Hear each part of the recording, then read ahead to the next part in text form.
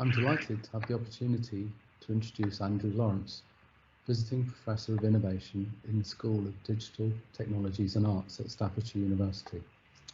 Andrew's enjoyed a distinguished career in the design industry and has made a significant contribution to the school, working with staff and students across disciplines and with a number of external companies with great success in the last couple of years. We're also grateful for the support given in relation to Andrew's appointment from the Royal Academy of Engineering.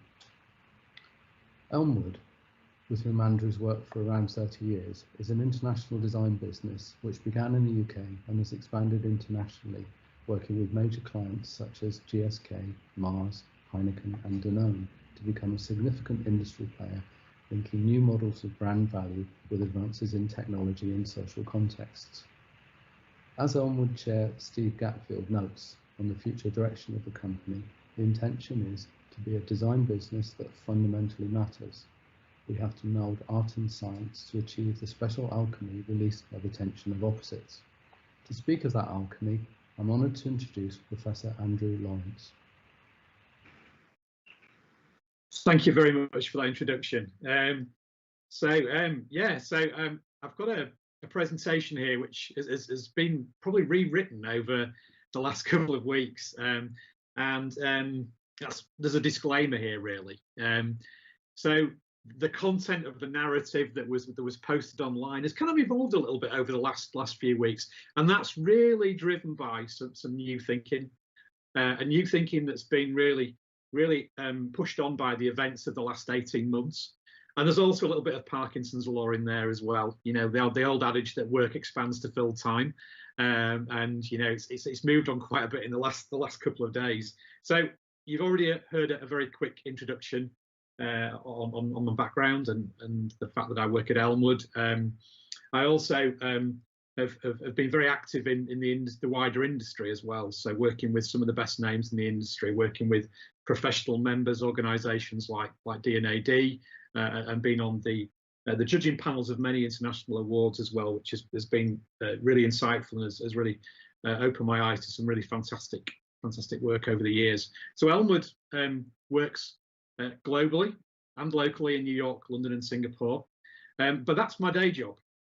That's the day job. What I've been lucky enough to be doing is actually working very closely with the team at Staffordshire University as Professor of Innovation, and you're really bringing the way that I think and the way that my colleagues at Elmwood work, actually bring that to bear on the way that the students think and the way that they work with each other as well, and the way that they ultimately tell stories. And this is something that's going to be a big focus of the presentation today, about how these students from different backgrounds can become better storytellers and be more confident in the way that they communicate their ideas. Now, I've been working very closely with Professor Jess Power at Staffordshire to help students structure their thinking, articulate their ideas, and then present with confidence in front of the fellow students and also the professors as well, and in effect become better storytellers.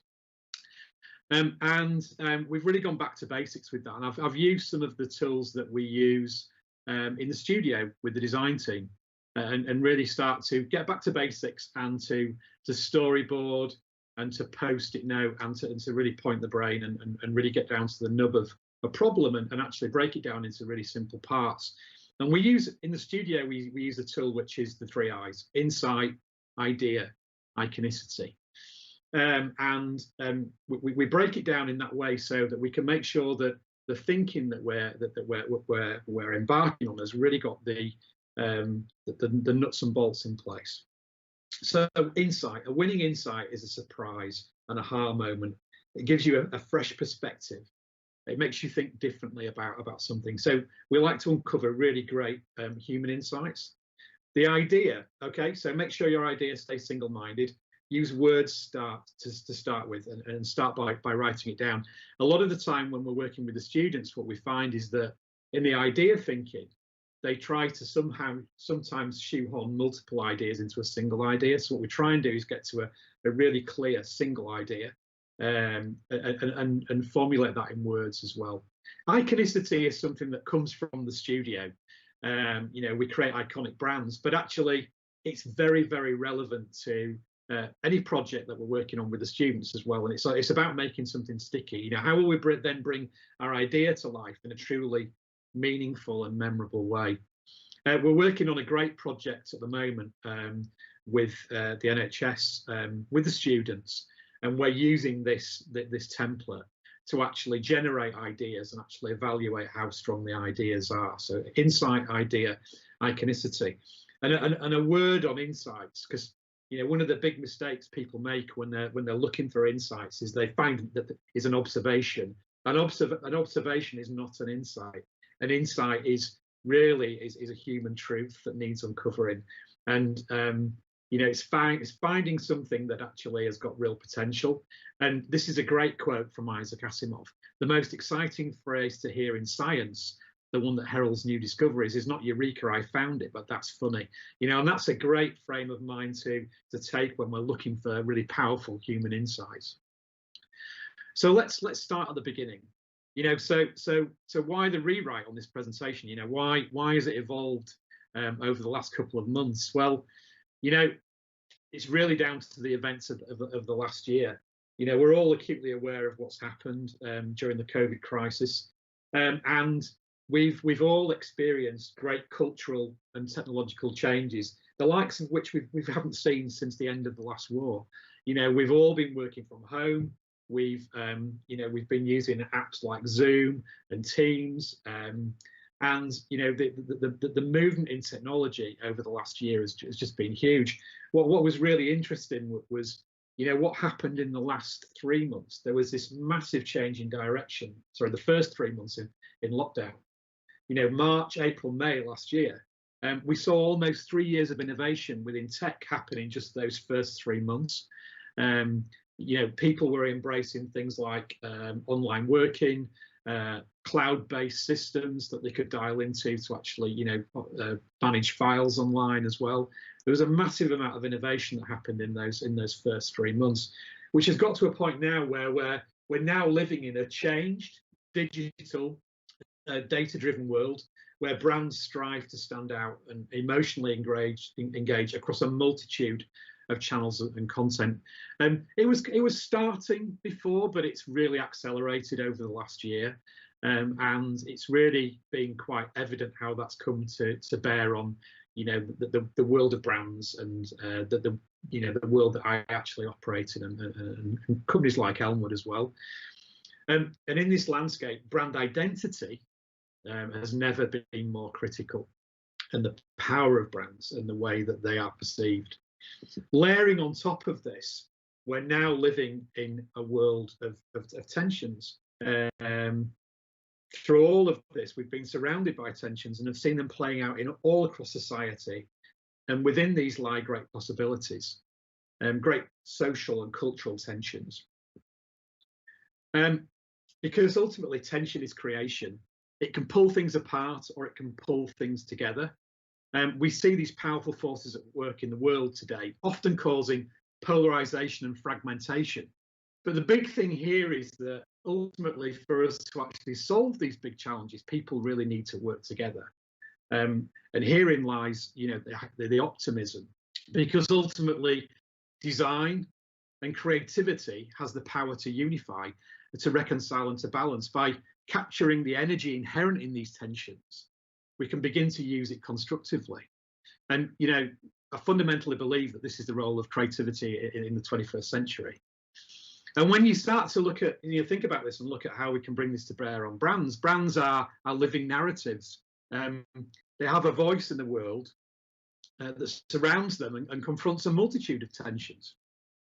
But before we go deep into brands, I just want to talk about the fundamentals of stories and tensions. And, you know, if we look at historically, if we look at the most interesting characters in the stories that we really love, and you know, if we unpack those, they're engaging because of the peculiar tensions that define them. And establishing tension is really is as old as stories themselves. You know, if we take some examples, you know, if we look at popular culture and we look at Back to the Future, for example, Dr. Emmett Brown, who was present in all the films, all the 3 films. You know, this guy invented time travel, yet spends nearly every moment of the entire trilogy in this desperate race against the clock. If we go more classical, if we look at Romeo and Juliet's love is spurred on by the fact that it's illicit, but between 2 feuding houses, which is also ultimately the reason that it's fundamentally doomed. So you can see how these tensions start to play out in books, in films, in stories. And what's really interesting when you look at the different kinds of tensions, that it's so much more than just a game of opposites. There are many kinds of tensions that are present. You know, there are movies like Die Hard which use a multitude of tensions in them, and these tensions have great potential. So if we look at what we can gain from tensions and how that can be brought to bear on brands, we can use these tensions to build meaning and memory.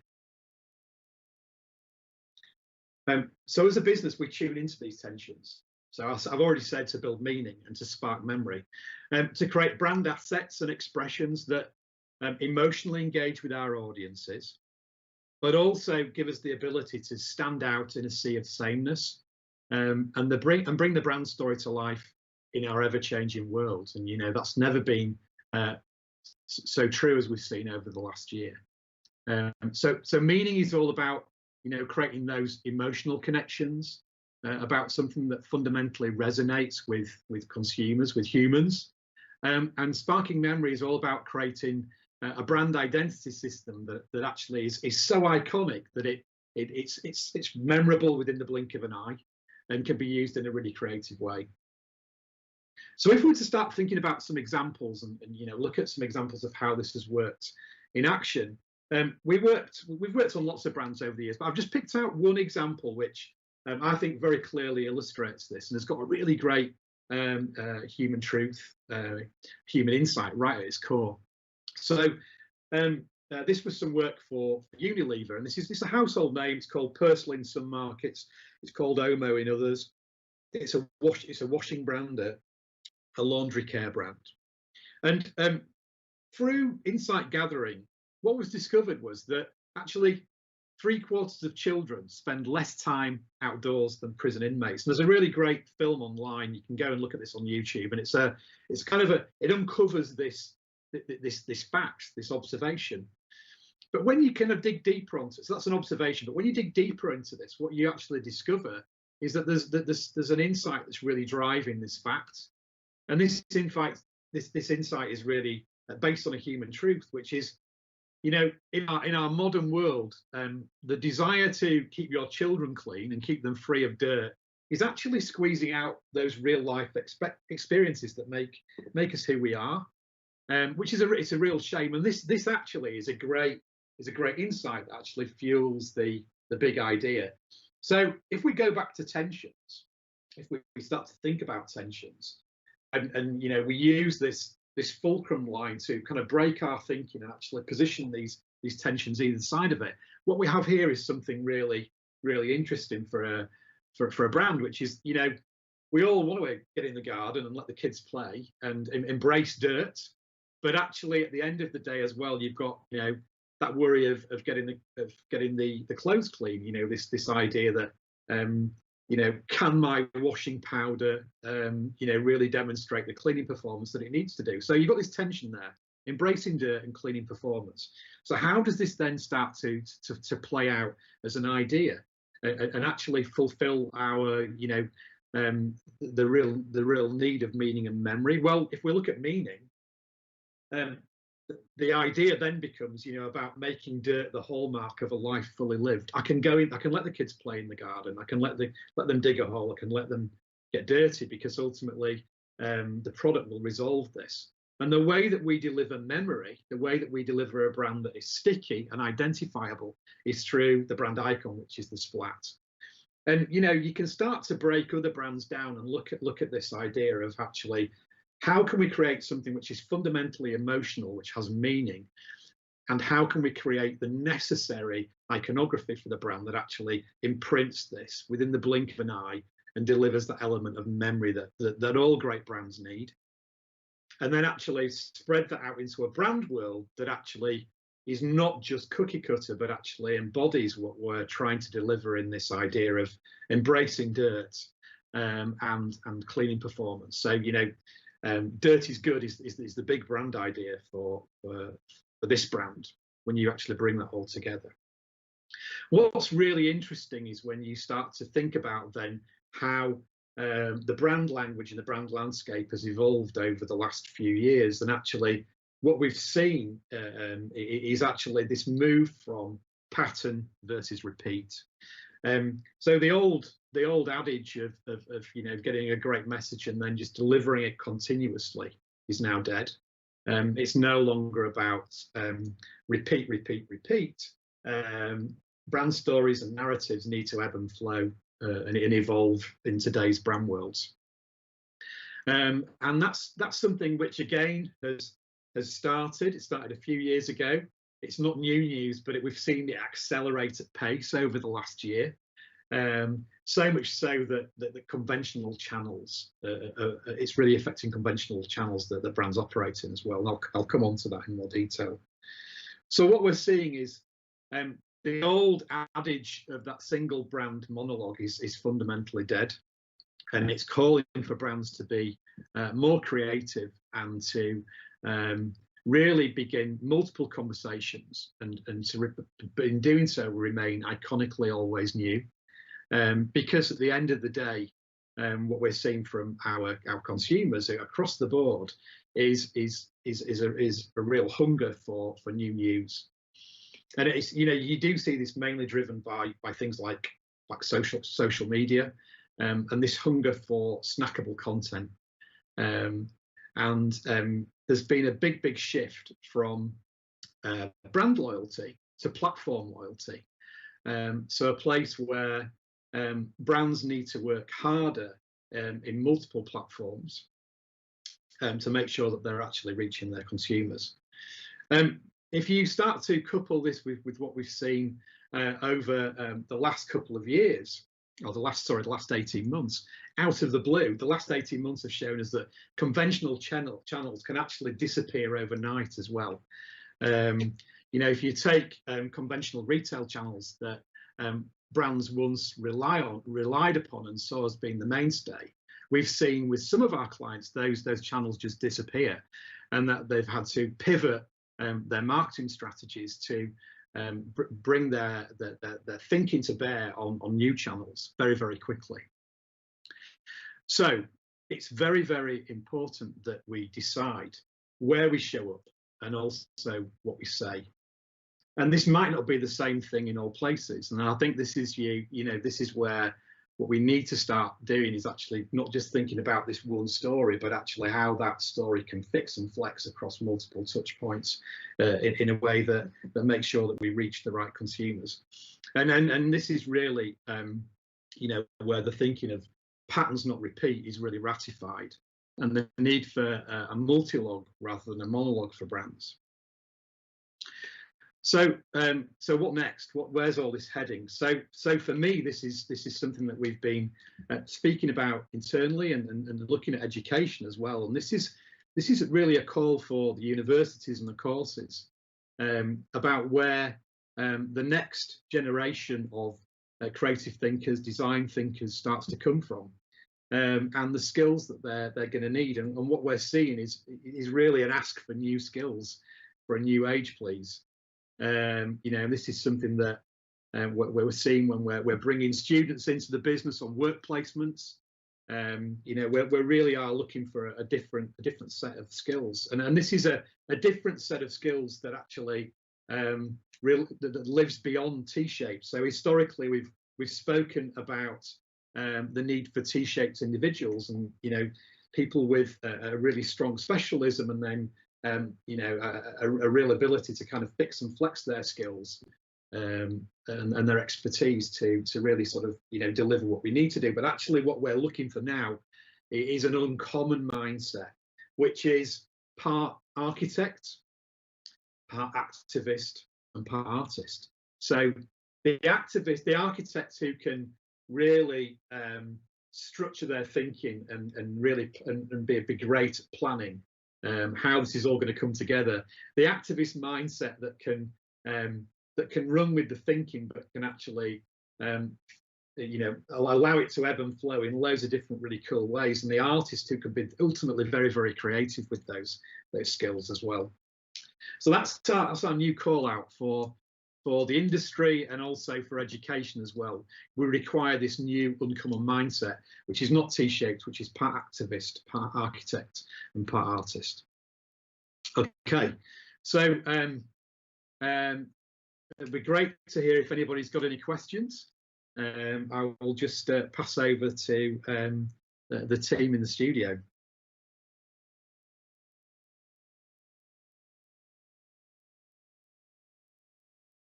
Hi, Andrew. Yeah, we have had a few questions. Can you hear me okay? I can, yeah, thank you. Okay, first question. Do you believe that COVID has hampered or enabled innovation? I think it's actually enabled in some ways. I think that we have found new ways to communicate. We've found new ways to collaborate as well.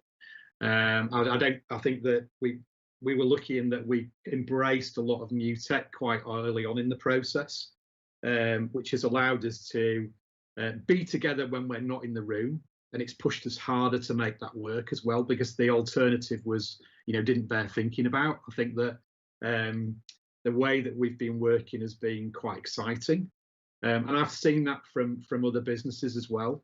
I think in the first few months there were a few businesses that struggled, but I think it, looking at it across the board, I think people have embraced the new way of working. I think it's fundamentally shifted the way we're going to work going forward as well. That said, you can't beat being in the room with people, and you can't beat being able to kind of nudge creative processes along, by being there with people. Okay. Are brand tensions obvious, or do you need to uncover these in the creative process? I think that sometimes they're incredibly obvious, and usually those aren't probably the best ones to go for. I think it goes back to that quote from Asimov, where just digging a little bit deeper, you can really uncover some magic. They're sometimes present, they're sometimes not. It's down to us to really, discover those for ourselves sometimes, and we do that collaboratively with the client. Angela says she's interested to know where the insight, idea and iconicity came from. Is it something that you've developed over time? Yeah, it's something that myself and Greg Taylor, one of my colleagues, worked on, and it's born out of a few things actually. It's born out of things like we took a long, hard look at award-winning work during time, entering awards, but also in judging as well. Things like D&AD, and we looked at some of the best work, and we looked at how robust it was and how robust its thinking was. And we did. I mean, there are some other tools that we use that do kind of layer on top of that. But insight, idea, and iconicity were three that we found were present in a lot of great work. There was always a really good human insight right at the heart of the story. The idea thinking was single-minded and really easy to get. And I think, as an award judge, seeing the idea and not having it, not needing to have it explained to you was fundamental. And then the iconicity part, we've seen some amazing iconic brand recreations in the last I would say the last 5 or 6 years. And iconicity is the way that we remember brands. It's the stickiness, it's the blink of an eye branding. So for us, that's so important. So those 3 eyes are, it's kind of a bit of observation and a bit of us really distilling down those 3 component parts as a team, really. Andrew asks, does branding need to be in your face, or is there space for ambiguity and mystery in communications? Yeah, well, it's funny when you start unpacking tensions and you start looking at the way tensions can be used and the different kinds.